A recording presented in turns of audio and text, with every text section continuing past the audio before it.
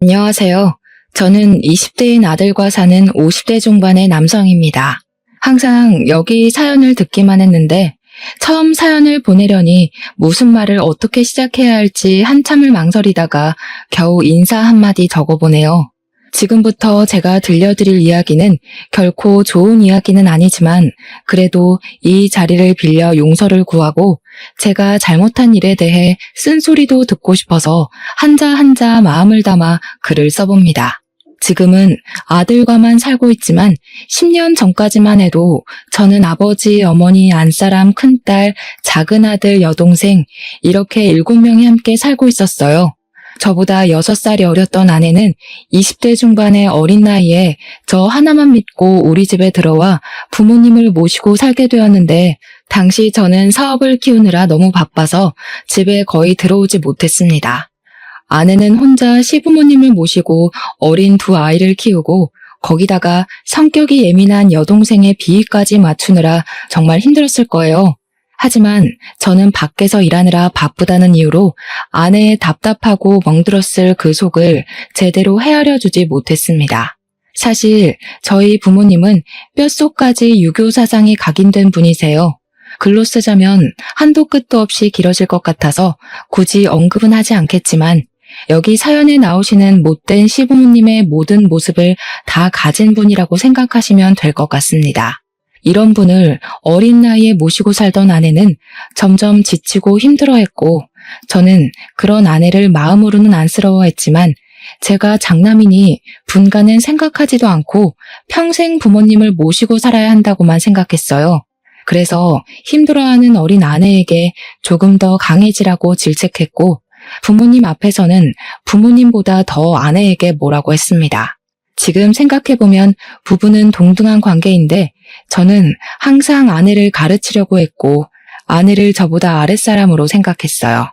제 부모님과 제가 아내에게 크게 뭐라고 했을 때마다 어린 큰딸이 와서 우리 엄마한테 뭐라 하지 말라고 했지만 그러면 큰딸은 저희 어머니한테 어린 계집년이 어른한테 눈 똑바로 뜨고 말대꾸한다며 호되게 혼났고 이런 일이 반복되다 보니 아이들도 아내의 편에 설 수 없었습니다.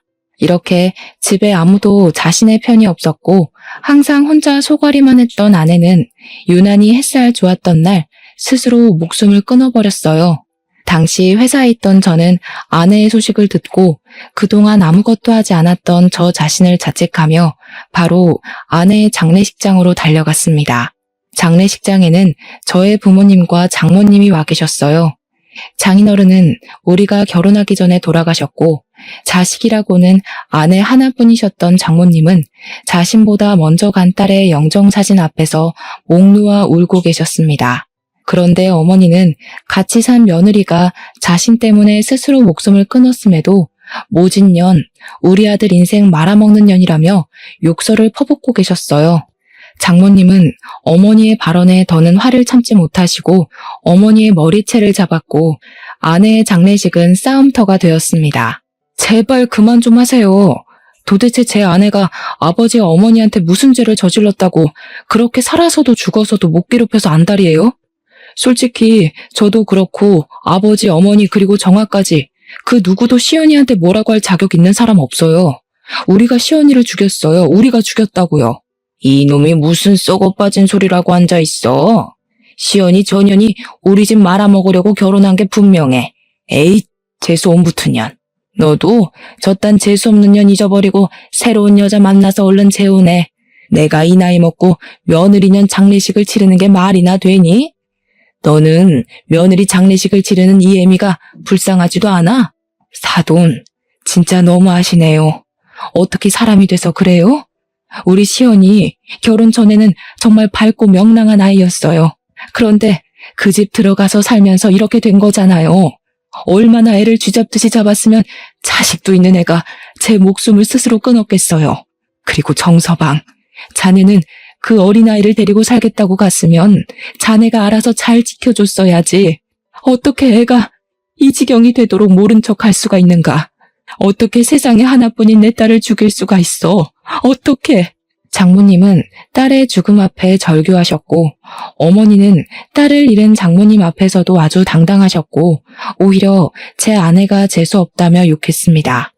그 모습을 보며 아무리 저를 낳아주고 길러준 어머니이지만 이런 어머니와 우리 아이들이 함께 살면 평생 불행할 것이라는 확신이 들었어요. 제 아내는 비록 제가 어리석어 지켜주지 못했지만 우리 아이들은 어머니로부터 지켜내고 항상 저에게 진심으로 따뜻하게 대해주셨던 장모님의 아들로 살겠다고 다짐했습니다. 그래서 저는 아내의 장례식이 끝나자마자 장모님 집 근처로 저와 두 아이가 함께 살 집을 찾아다녔어요. 마침 장모님이 살고 계시는 아파트 단지에 저와 아이들이 같이 살만하고 저렴하게 나온 매물이 있어서 바로 계약하고 저는 집에 들어와 아이들과 제 짐을 챙겼습니다. 갑자기 들어와 짐을 챙기는 제게 부모님이 어디 여행이라도 가냐고 물으시길래 이제부터 부모님을 모시지 않고 연락도 끊고 나가 살겠다고 했습니다. 부모님은 매우 당황하셨어요. 어머니는 저를 말리시며 며느리도 죽은 마당에 누가 이 집에서 밥을 차리고 살림을 꾸려나가냐고 하며 허튼 소리 말고 빨리 재혼할 여자나 찾으라고 하셨습니다. 며느리가 자신 때문에 죽었는데 슬퍼하거나 죄책감을 느끼기는커녕 바로 일 시키고 부려먹을 새로운 며느리를 찾는 어머니의 모습을 보니 그동안 제 앞에서 웃어주시던 그 어머니가 맞나 싶었어요. 저는 더는 싸울 가치도 느끼지 못하고 어머니를 뿌리치고 그 집을 나가버렸습니다. 아이들에게는 학교 끝나면 할머니 집으로 가지 말고 새로운 집 주소를 알려주며 이곳으로 오라고 했어요. 그날 저녁 학교를 마치고 집에 온 아이들에게 이제부터 여기서 우리끼리 산다고 말했습니다. 그러자 큰딸이 제게 소 잃고 외양간 고친다더니 엄마도 돌아가신 마당에 인제 와서 이렇게 나와서 살면 무슨 소용이 있냐고 했어요. 그러면서 엄마가 힘들 때는 쳐다보지도 않더니 엄마가 돌아가시고 나니까 이제야 엄마가 그리도 원했던 분가를 하냐며 엄마를 죽게 만든 건 아빠라고 소리를 치고 악을 쓰며 울기 시작했습니다. 저는 그런 딸에게 아무 말도 할 수 없었어요. 딸의 말은 제가 반박할 수 없을 정도로 완벽히 맞는 말이었으니까요. 그 뒤로도 딸은 제게 원망의 말을 퍼부었고 딸의 말 한마디 한마디가 제 가슴을 날카롭게 후벼 팠습니다. 저는 그런 딸에게 아빠가 엄마를 지켜주지 못해서 미안하다고 앞으로 너희들은 지옥 불구덩이 속에서라도 반드시 지킬 것이라고 했어요. 이렇게 우리끼리의 첫날은 눈물과 후회와 자책으로 지나갔습니다. 다음 날 저는 장모님을 찾아갔어요. 같은 아파트로 이사를 했고 이제 장모님을 어머니로 모시고 살고 싶다고 말씀드렸습니다. 장모님은 이미 내 딸은 떠났는데 이게 다 무슨 소용이냐고 하시며 다시는 얼씬도 하지 말라고 하셨어요. 하지만 저는 다음 날에도 그 다음 날에도 계속 장모님께 찾아갔습니다. 그렇게 한 석 달이나 지났으려나요? 제 얼굴만 보면 화를 내시던 장모님이 그날은 제게 저녁은 먹었냐며 밥을 차려주셨습니다.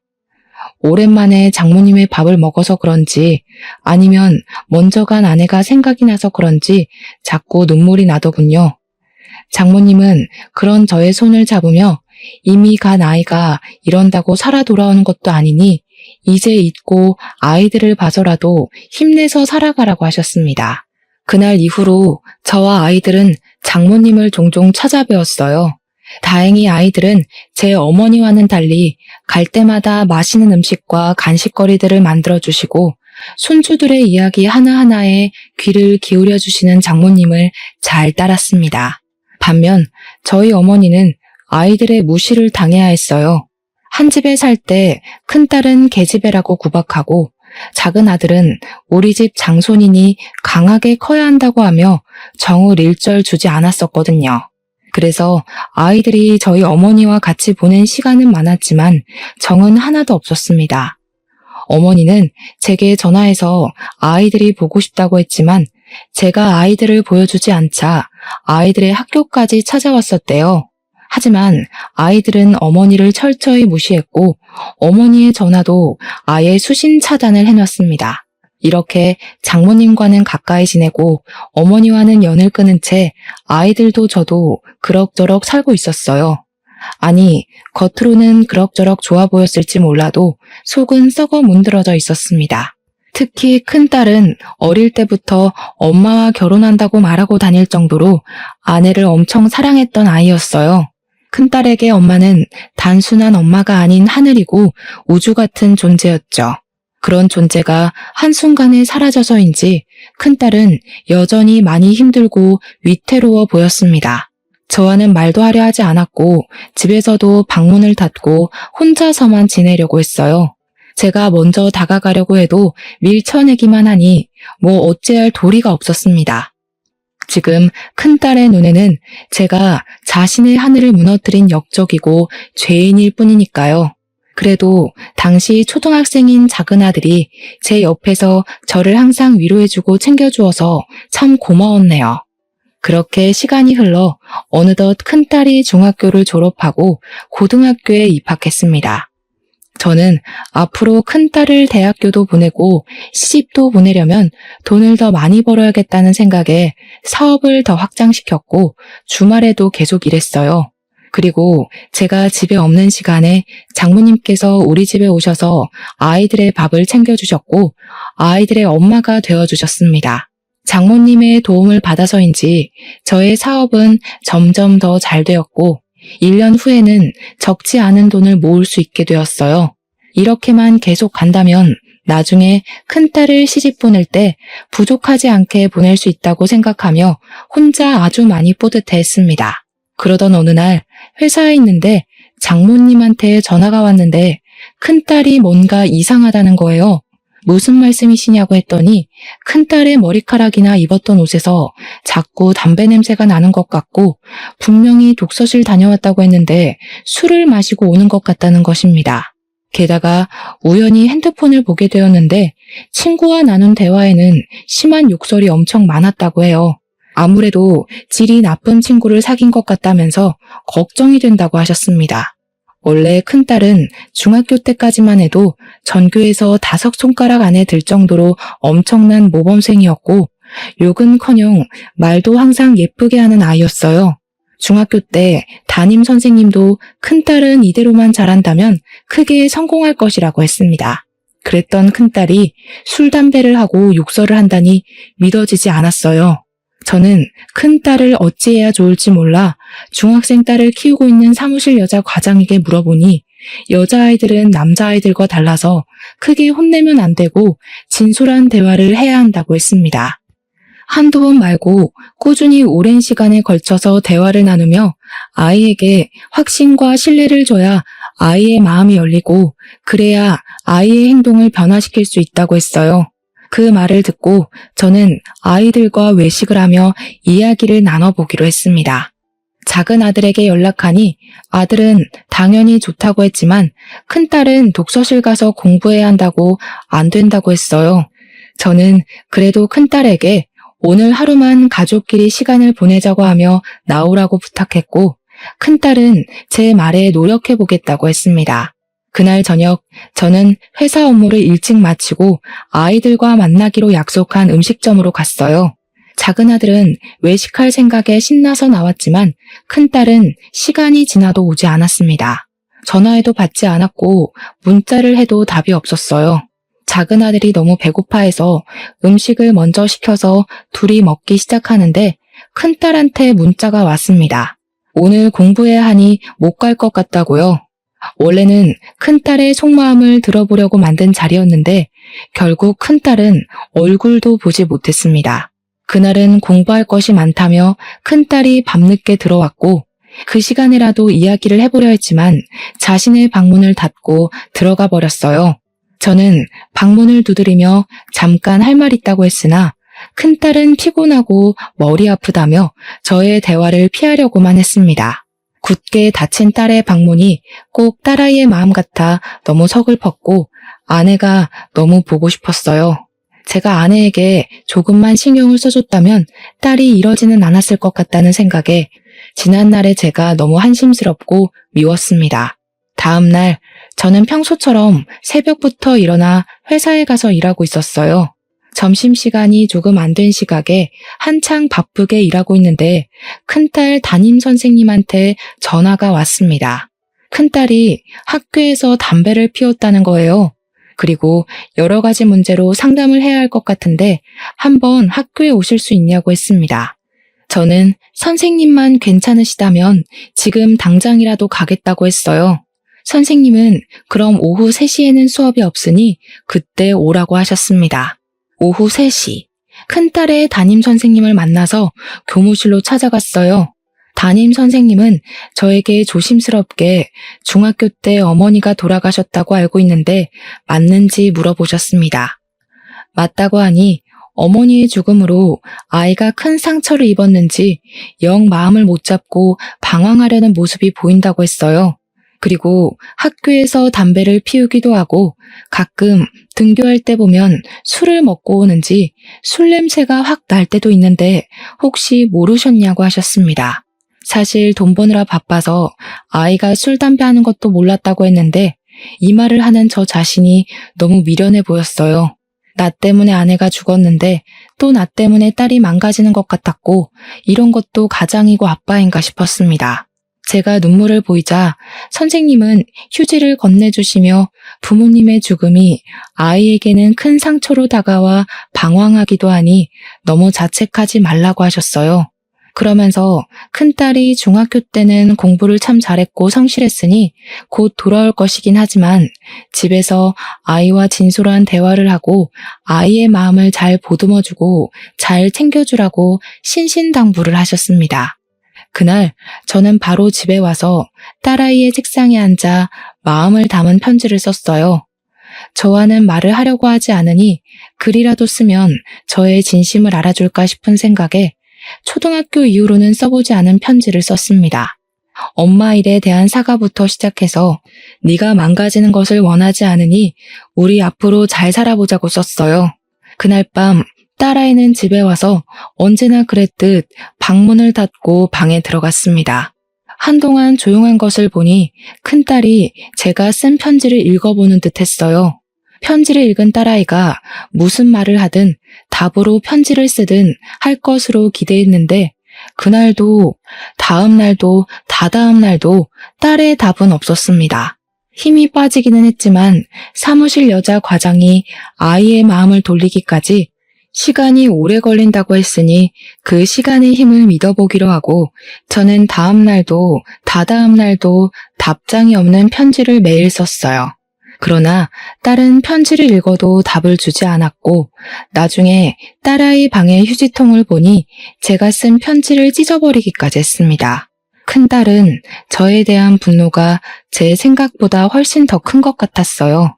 그렇게 한 달이나 지났을까요? 그날은 회사에서 일찍 퇴근하고 장모님이 큰딸의 팔을 잡아 끌며 집에 오셨습니다.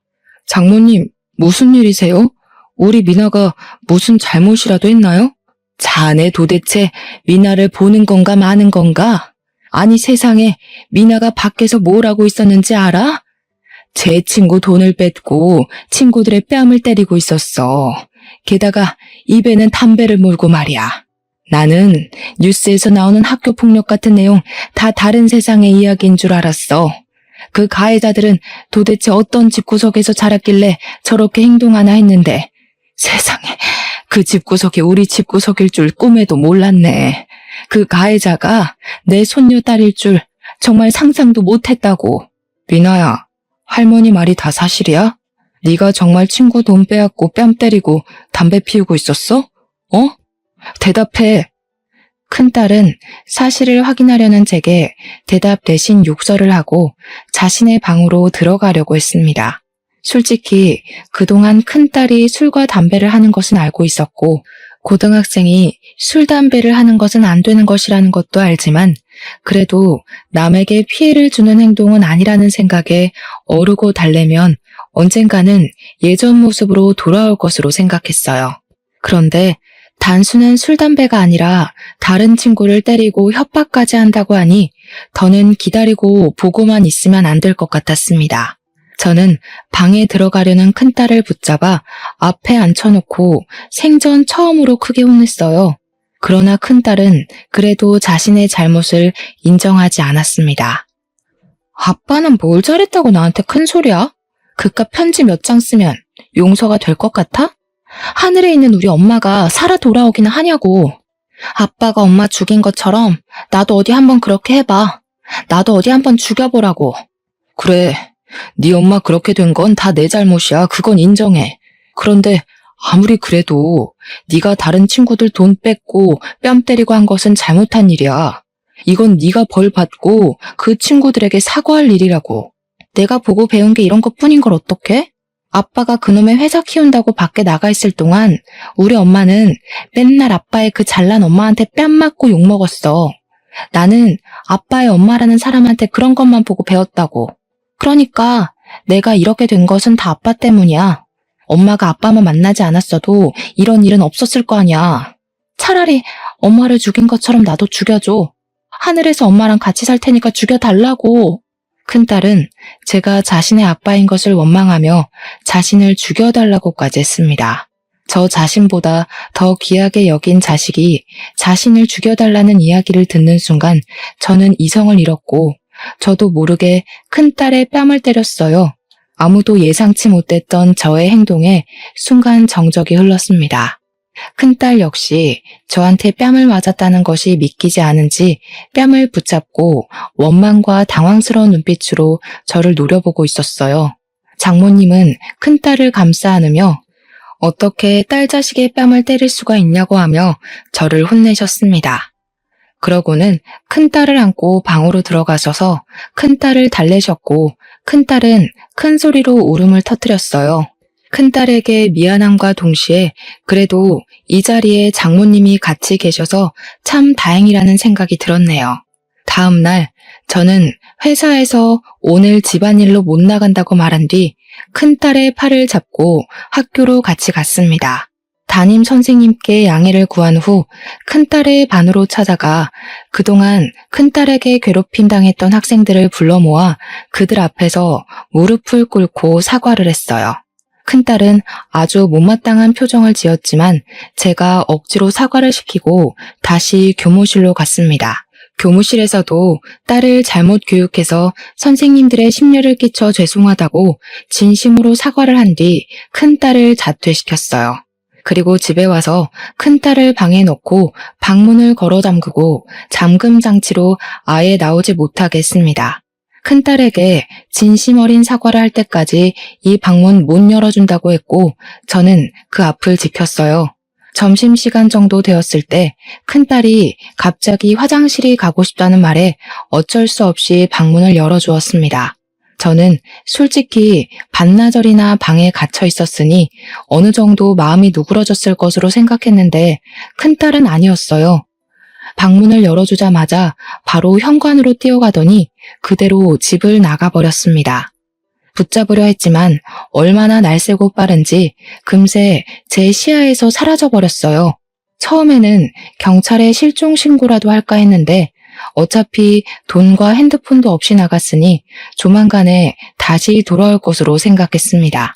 역시나 저의 예상대로 일주일 뒤 딸이 거짓골로 집에 나타났어요. 일단 저는 배고팠을 큰딸에게 밥을 차려주었고 큰딸은 제가 차린 밥을 허겁지겁 먹었습니다. 밥을 다 먹은 큰딸에게 고등학교 자퇴를 하기는 했지만 그래도 고등학교 졸업은 해야 하지 않겠냐고 하며 일단 검정고시로 졸업장만 따라고 했어요. 그렇게 하고 나면 그 뒤로는 제가 크게 터치 안 하고 모아주겠다고 했습니다.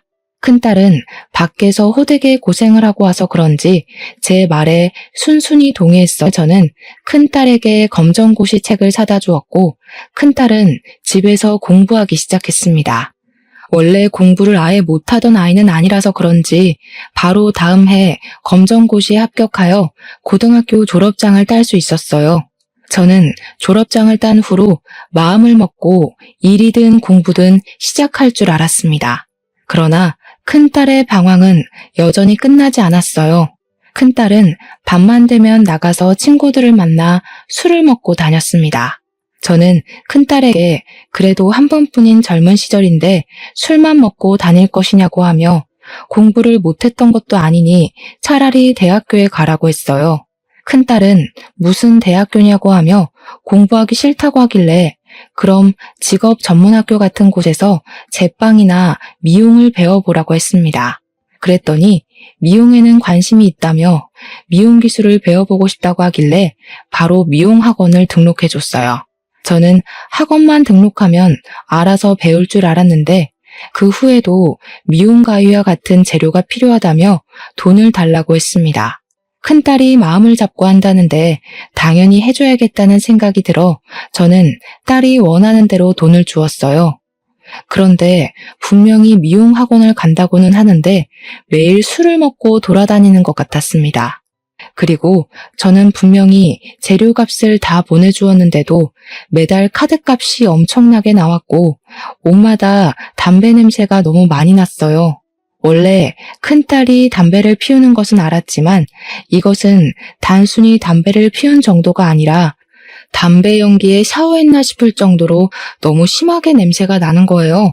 미용 학원에 다니는 것 같지도 않고 도대체 매일 어디를 가나 궁금해서 회사에 출근한 척하며 딸의 뒤를 몰래 밟았습니다.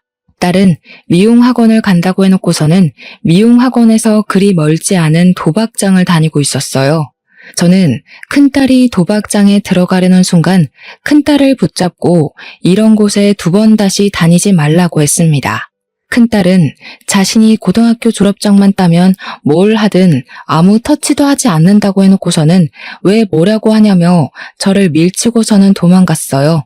바로 잡으려고 했지만 놓쳐버렸고 당연히 제 전화는 받지도 않았습니다. 저는 일단 집에 가서 딸을 기다렸어요. 하지만 밤이 늦도록 딸은 집에 들어오지 않았고 저는 반드시 얼굴을 보고 대화를 해야겠다는 생각에 뜬 눈으로 밤을 새웠습니다. 다음 날까지도 딸이 들어오지도 않고 연락되지도 않아 경찰에 신고해야겠다는 생각에 경찰서로 가려고 했어요. 경찰서로 가기 전에 혹시 딸이 있을까 싶어 어제 갔던 도박장에 가보았습니다. 도박장 앞에 딸이 있긴 있었어요. 그런데 어딘가를 멍하게 보고 혼이 나가 있었습니다. 제가 왜 저러지 싶어 딸의 눈을 따라가 보았는데 저는 눈앞에 펼쳐진 광경에 깜짝 놀랐습니다. 딸의 시선 끝에는 장모님이 머리에 피를 흘리며 누워 계셨어요. 저는 일단 119에 신고하고 나서 딸에게 도대체 이게 무슨 일이냐고 했습니다. 딸은 횡설수설하며 그냥 할머니가 들어가지 말라고 해서 살짝 할머니를 밀쳤는데 할머니가 이렇게 되어버렸다고 하는 거예요. 정확히 무슨 일인지 듣기 위해 도박장 근처에 있던 다른 사람들에게 물어보니 큰딸이 도박장에 들어가는 것을 본 장모님이 큰딸을 말렸고 이 과정에서 몸싸움이 났다고 합니다. 그러다가 큰딸이 장모님을 밀쳐서 넘어지셨는데 바닥에 있던 돌멩이에 장모님의 머리가 세게 부딪힌 거예요. 딸은 정말 이렇게 될 줄은 몰랐다며 여전히 넋이 나가 있었습니다. 잠시 후 구급차가 와서 장모님이 병원으로 이송이 되긴 했지만 이미 출혈량이 너무 많아 병원에 도착하기도 전에 장모님은 돌아가셨어요. 장모님이 돌아가셨다는 구급대원의 말에 큰딸은 할머니를 부르짖으며 죄송하다고 했고 우리는 병원에 도착하자마자 바로 장례식 준비를 해야만 했습니다.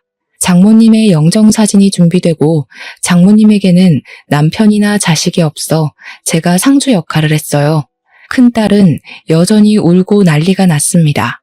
그렇게 우는 큰딸을 보며 이제는 딸이 정신 차리고 살 것으로 확신했어요. 아내가 큰딸의 우주이고 하늘이었다면 장모님은 큰딸에게 아낌없이 주는 나무와 같은 존재였습니다. 장모님은 언제나 큰딸 옆에서 큰딸에게 필요한 것들을 내어주시는 분이었거든요. 그런 장모님이 큰딸 자신의 실수로 돌아가셨으니 이제 남은 생은 최선을 다해 살겠다는 생각이 들었습니다. 그렇게 눈물과 탄식으로 장례식 첫째 날은 정신없이 흘러갔어요. 그리고 둘째 날 오전에 입관식을 했습니다. 장례식 직원의 안내에 따라 입관실로 가니 큰 유리창이 있었고 그 건너편에 장모님이 누워 계셨어요.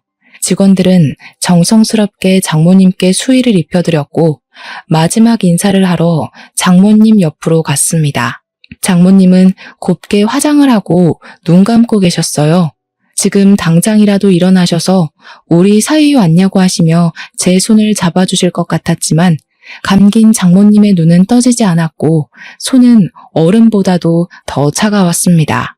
큰딸도 자신 때문에 이렇게 되신 할머니의 모습을 보며 죄송하다고 연신 말하며 오열을 했어요. 이렇게 눈물에 입관식을 한 후 오후에는 밀려오는 손님 맞이로 눈코 뜰 새가 없이 바빴습니다.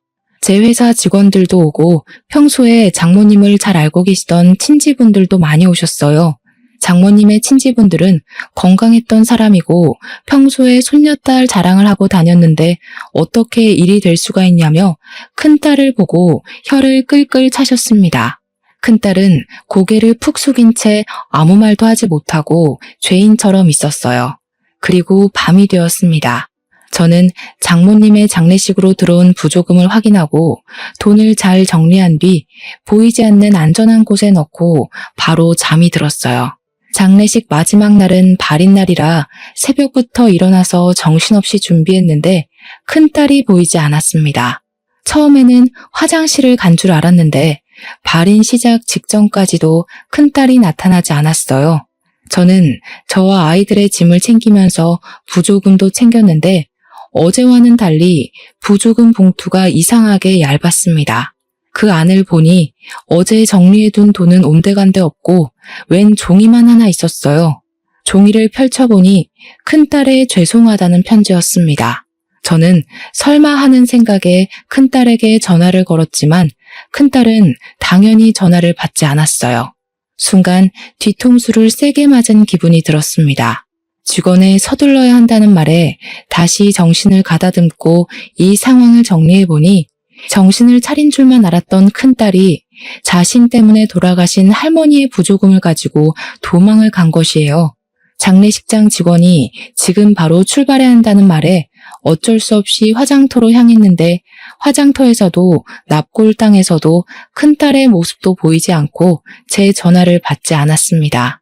모든 장례식 일정이 마치고 저녁에 집에 와서도 큰딸은 전화를 받지 않았고 집에 들어오지도 않았어요. 저는 큰딸에게 돈은 다 가져가도 상관없으니 그냥 집에만 들어오라고 문자를 보냈지만 아무 답이 없었습니다. 그래도 고등학생 때처럼 언젠간 돌아오겠지라는 마음으로 기다렸는데 한 달이 지나도 큰딸의 연락은 오지 않았어요. 그렇게 한 달 후 저는 이제 큰딸을 제 자식으로 생각하지 않기로 했습니다. 저는 최선을 다해서 큰딸의 마음을 돌리려고 했는데 큰딸이 저의 마음을 받아주지 않고 오히려 페루나 같은 일만 저지르고 다니니 더는 참을 수가 없었어요. 그래서 이제 고등학생이 된 작은 아들에게 누나가 저지른 일을 이야기했습니다. 사실 그동안 큰딸의 잘못을 작은 아들에게 한 번도 말하지 않았어요. 아무래도 자신의 누나이기도 하고 이번 일을 계기로 큰딸이 바뀔 것이라 확신을 했기 때문에 굳이 작은 아들에게 누나의 잘못을 말할 필요는 없다고 생각했습니다. 그러나 지금 상황이 이렇게까지 되어버린 이상 작은 아들도 이 모든 사실을 다 알아야겠다는 생각이 들었어요. 작은 아들에게 그동안 있던 모든 이야기를 하니 어떻게 누나가 그럴 수 있냐며 누나를 신고하자고 했습니다. 저는 그런 작은 아들에게 그깟 얼마 되지 않은 돈을 인간도 아닌 사람에게 받아서 뭐 할 것이냐고 하며 이제 아예 누나 없는 셈치라고 했어요. 그리고 저는 집에 있던 큰딸 사진들을 다 찢어 없애버렸습니다. 아무리 엄마를 잃은 슬픔이 커도 정도껏 해야지 자신 때문에 돌아가신 할머니의 부조금을 들고 달아난 자식을 더는 제 자식으로 두고 볼 수는 없었어요. 이제 그 몇 푼 안 되는 부조금을 가지고 간 딸이 죽든 말든 저는 쓰지 않으리라 다짐했고 작은 아들 역시 저의 생각에 동의했습니다. 그 뒤로 우리는 처음부터 큰딸이라는 존재는 없던 것처럼 둘이 서로 의지하며 살았어요. 그 뒤로 제 작은 아들은 제가 아무것도 신경을 써주지 못해도 알아서 공부해서 전교 1등까지 했습니다. 게다가 제가 일이 늦게 끝나 피곤할 때는 작은 아들은 저를 위해 술 안주거리를 만들어주고 가끔은 집안일도 도와주는 기특하고 속이 깊은 아이예요. 제가 그동안 큰딸로 인해 받은 상처를 작은 아들에게 치유받았고 아무리 살기 힘들어도 작은 아들 덕분에 많이 웃고 살았답니다. 그렇게 몇 년이 흘렀어요. 아들은 어느덧 고등학교를 졸업하고 서울에 있는 꽤 유명한 대학교에 전액 장학금을 받고 입학했습니다. 대학교 입학식 날 이제 자신이 열심히 공부도 하고 돈도 벌어서 저를 호강시키겠다고 하는데 혼자 자란 아들이 기특하기도 하고 안쓰럽기도 해서 괜히 울컥하더라고요. 하늘에 있는 제 아내가 이렇게 듬직하게 잘 자란 아들을 보면 얼마나 뿌듯할까 싶었습니다. 제가 하던 사업 역시 잘 되어서 지방에 지점까지 생겼고 저는 바쁘지만 소소한 행복이 있는 날들을 살고 있었어요. 지금 생각하면 사실 완전히 행복하다고 볼 수는 없었습니다. 물론 예전보다는 행복했지만 여전히 큰딸의 행방을 알지 못해 답답했고 매일 밤 딸에 대한 걱정과 아내를 지키지 못한 죄책감 때문에 눈물을 흘리며 잠들곤 했어요. 아들에게도 내색은 하지 않았지만 단 하루도 딸 생각을 하지 않은 적이 없었습니다. 그러던 어느 날 회사로 경찰들이 찾아와서 제게 혹시 정민아 씨를 아느냐고 물었어요. 저는 제 딸이기는 하지만 몇 년 동안 연락이 안 되고 있다고 했습니다. 경찰이 하는 말이 딸이 회사 돈 1억 3천만 원 정도를 횡령해서 수배령이 내려졌다고 했어요. 경찰에게 자세한 내막을 알아보니 딸이 장모님의 부조금을 들고 도망친 후 여기저기 떠돌며 다니다가 돈이 떨어져 중소기업의 경리로 취업을 했다고 합니다. 그곳에서 4년 정도에 걸쳐 회사 돈을 조금씩 자신의 통장으로 몰래 이체를 했다고 해요. 이렇게 해서 그동안 횡령한 돈이 무려 1억 3천만 원이었습니다. 나중에 알게 된 사장님은 딸을 신고했고 딸은 그 뒤로 자취를 감춰버렸대요. 저는 일단 경찰에게 혹시라도 연락되거나 집에 찾아오면 바로 신고하겠다고 했습니다. 그리고 며칠 후 작은 아들은 시험 기간이라 학교 도서관에서 밤새운다고 해서 저 혼자 집에 있었어요. 그날따라 피곤해서 일찍 잠자리에 들었는데 새벽쯤 우리 집 문을 두드리는 소리가 들렸습니다. 잠에서 깨서 앉아있는데 밖이 조용하길래 잠결에 잘못 들었나 싶어 다시 자려던 순간 누군가 또 문을 두드렸어요. 저는 현관으로 나가 누구냐고 물으니 웬 여자 목소리가 들렸습니다. 혹시나 하는 생각에 문을 열어보니 딸이었어요. 저는 일단 딸에게 집으로 들어오라고 했습니다.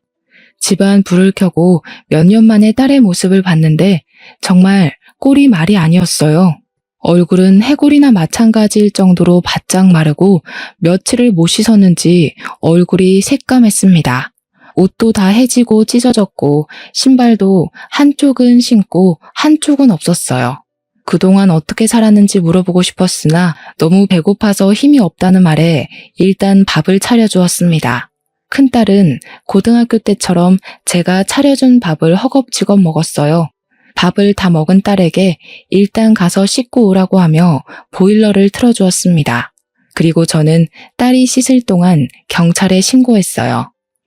업무상 횡령 혐의로 지명 수배 중인 정민아, 우리 집에 있다고 말입니다.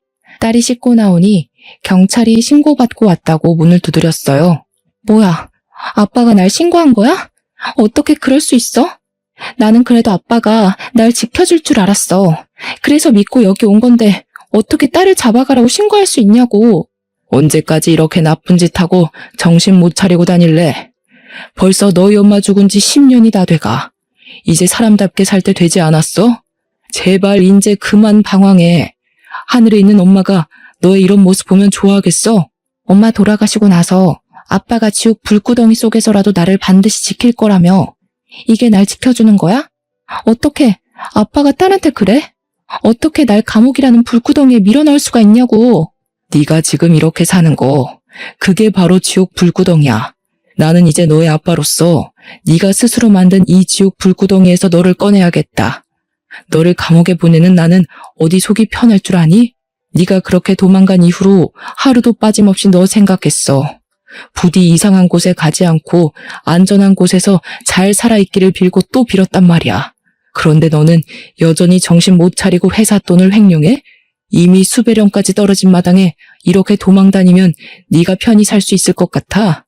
이제 네가 스스로 만든 그 지옥 불구덩이에서 나와서 죗값 다 받고 나서 마음 편히 행복하게 살아. 제발 부탁이다. 저는 이 말을 큰딸에게 하고 대문을 열었습니다. 문 앞에는 출동한 경찰들이 대기하고 있었고 바로 집에 들어와 큰딸을 붙잡았어요. 큰딸은 못 가겠다고 발버둥을 쳤지만 바로 경찰들에게 붙잡혀 검찰로 송치되었고 징역 1년 6개월을 선고받았습니다. 그렇게 저는 큰딸을 제 손으로 직접 감옥에 보내게 되었어요. 큰딸의 형이 확정된 날 저는 집에서 목 놓아 울었습니다. 아무리 연을 끊은 자식이라고는 하지만 그래도 제 자식이 감옥에 들어갔는데 마음 편할 부모가 세상 어디에 있겠습니까? 먼저간 아내에게도 미안하고 장모님께도 너무 죄송스러웠어요. 그나마 다행인 건 어제 큰딸에게 편지가 왔는데 밖에서 도망다니며 살 때보다 지금이 더 마음이 편하다고 합니다. 그러면서 큰딸은 감옥에서 나오면 이제 정신 차리고 아버지와 함께 열심히 산다고 하는데 눈물을 머금고 큰딸을 감옥에 보낸 것이 잘된 일이라는 생각이 들어요. 이렇게 저는 저의 무심함과 무능력함으로 아내를 먼저 하늘에 보내고 큰딸은 감옥에 보내버렸습니다. 아내를 하늘에 보낸 건 후회되지만 큰딸을 감옥에 보낸 건 후회되지 않아요. 큰딸이 자신의 죗값을 다 받고 세상에 다시 나와 제대로 된 사람 구실을 할 때까지 저는 큰딸을 도와주며 힘내서 살아갈 것입니다. 그래야 나중에 하늘에서 제 아내를 다시 만났을 때 아내를 떳떳하게 볼 수 있을 것 같아요. 사연을 쓰다가 창문을 보니 오늘 날씨가 참 좋습니다. 이렇게 좋은 날 다시는 오지 못할 소풍을 떠난 아내가 너무 보고 싶네요. 아내는 그 젊고 고운 나이에 저 세상에 간 후로 제 꿈에서조차 한 번도 나타나지 않았습니다. 그런 아내가 조금은 원망스러울 때도 있지만 한편으로는 결혼 후 한 번도 도움이 되지 못한 제가 얼마나 미웠으면 이렇게 나타나지 않나 싶기도 해요. 오늘 이 사연을 통해 지켜주지 못한 저의 마지막 사랑인 아내에게 진심으로 사과하고 싶습니다. 부디 저의 이 이야기가 하늘에까지 닿아 아내가 저의 사과를 받아주어 오늘 밤 꿈에는 꼭 나와줬으면 좋겠어요. 그리고 감옥에 있는 제 딸에게도 아빠가 도움이 되지 못해 미안하고 앞으로는 큰 딸의 인생에 도움이 되는 아빠가 되겠다는 말을 전하고 싶습니다. 또 제 목숨보다도 더 사랑한다는 말을 꼭 하고 싶어요. 장남이라는 허울을 뒤집어 쓰고 제 가족조차도 지켜내지 못했던 지난 잘못을 교훈 삼아 앞으로는 제게 남은 딸과 아들을 온전히 지키며 현명한 가장이 되도록 노력하겠습니다. 저의 사연은 여기까지입니다. 부족한 글솜씨라 글이 뒤죽박죽이지만 끝까지 들어주셔서 감사합니다. 이렇게 좋은 날 옆에 있는 가족들과 따뜻한 하루 보내시길 바랍니다.